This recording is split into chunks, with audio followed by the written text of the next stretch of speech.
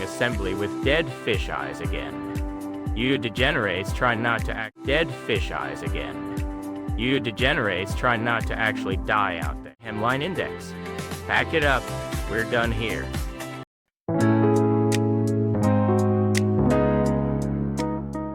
Alright, you degenerates.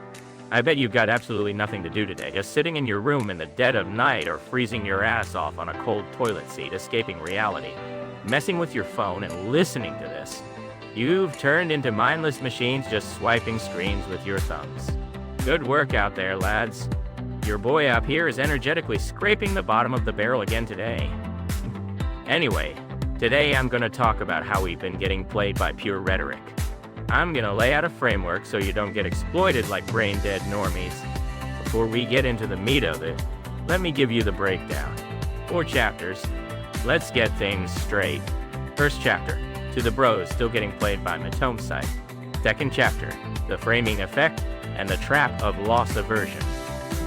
Third chapter, a survival strategy to graduate from being clueless. And finally, chapter 4, pack it up, we're done.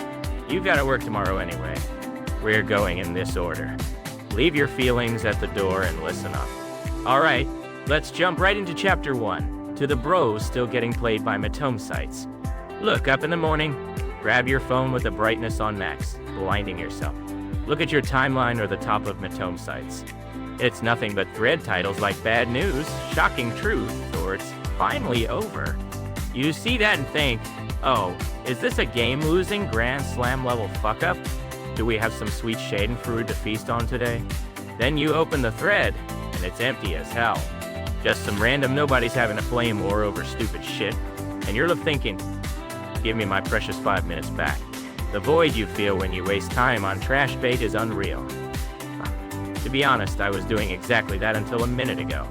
If you're laying there thinking, what the fuck? That's literally me. Raise your hand right now in your futon. Just imagining you sitting alone in the dark with one earbud in, raising your hand, has me laughing my ass off. Whatever.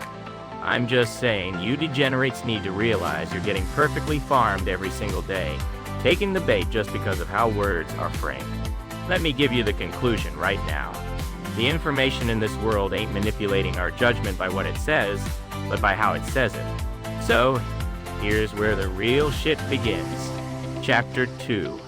The framing effect and the trap of loss aversion. Listen, do me a favor and picture this. Let's say you catch some heavy disease and you're lying in a hospital bed. A cold room with that beep, beep of the heart monitor going off. A doctor in a white coat comes in, looks you dead in the eye and says, listen, the success rate for this surgery is 90%. You hear that and think, oh, a 90% success rate? So, if 100 people get it, 90 survive. It's basically safe. My life is secure. It's all good. Gonna go smash a bowl of Jiro Ramen as soon as I get out. Right? But what if the same doctor talking about the exact same surgery framed it like this? The mortality rate for this surgery is, yikes, right? 1 in 10 dies. Sitting in that cold operating room, you start thinking, there's a chance I'm gonna be that 1 out of 10. You'd instantly start shaking, and your hand would freeze before signing that consent form. What's that? You're saying the math is the same. Yeah, exactly. 90% success and 10% mortality are the exact same mathematical fact. But the moment they hit you with the second one, you get anxious and want to run for safety, thinking, maybe I'll pass on this surgery. That's human nature for you. Using some fancy scholar's words instead of mine, they call this the framing effect. Just the sound of the English makes it sound like an absolute unit of a concept, right? It's the effect of the frame. In short, it's like this. Us humans are wired so that our desire to not lose something is overwhelmingly stronger than our desire to gain something. They call it loss aversion.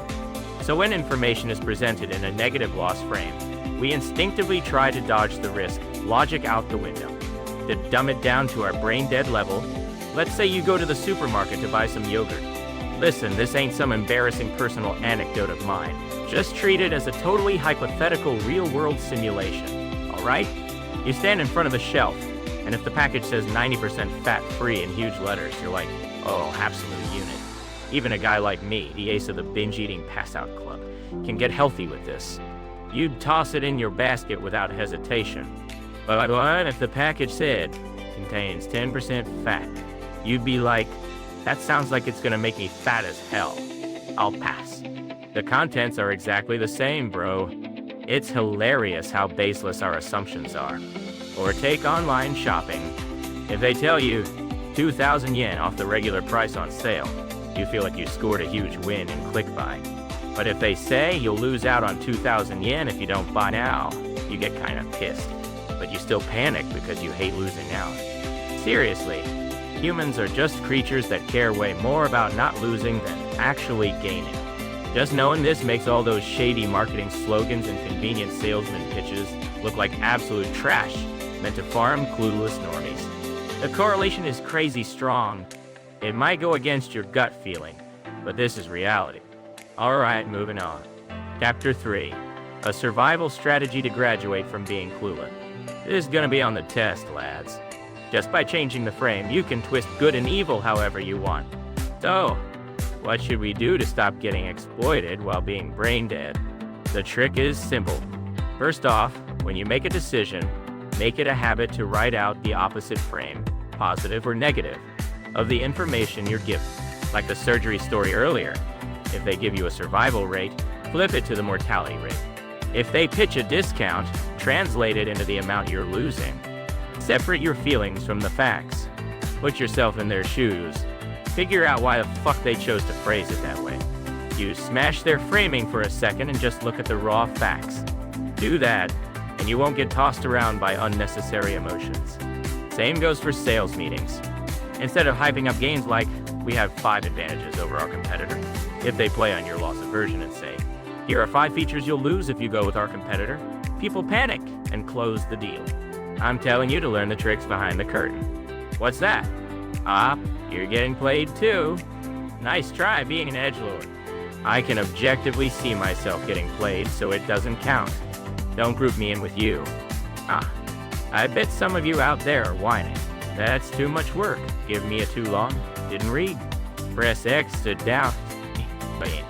Guys like that are the first in line to get farmed.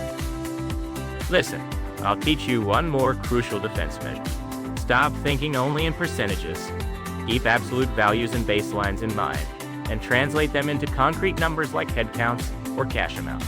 If they say 10%, imagine 10 out of 100 or 1,000 out of 10,000 in your head. Numbers don't lie, but liars use numbers. Any clueless goober who doesn't know this is just gonna get exploited.